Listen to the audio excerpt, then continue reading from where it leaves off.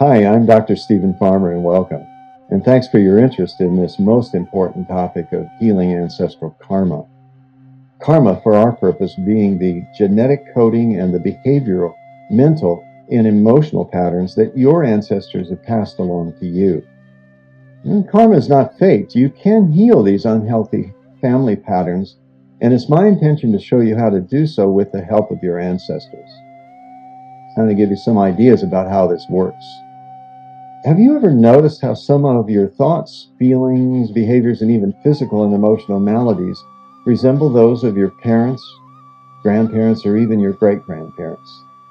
Now, the physical similarities are obvious. They're the most obvious, yet there are other aspects, both negative and positive, that you might recognize as a mirror of these ancestors.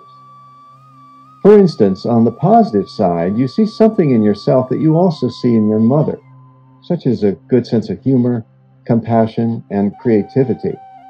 On the negative side, she had a temper, was impulsive, and suffered from insomnia much of her life, and you see these traits in yourself as well.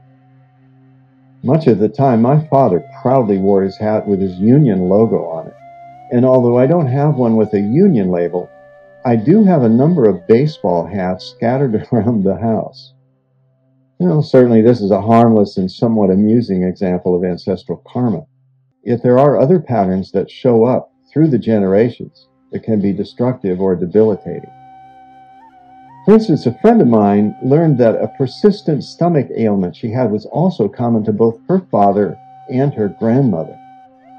And while another friend, who met his biological father for the first time when he was 17 years old, was astounded to discover that he and his father had remarkably similar wounds, all on the left side. Repetitive patterns of self-defeating behaviors such as addictions and even physical illnesses can be found in previous generations. I'm sure you're aware of some of these in your own family.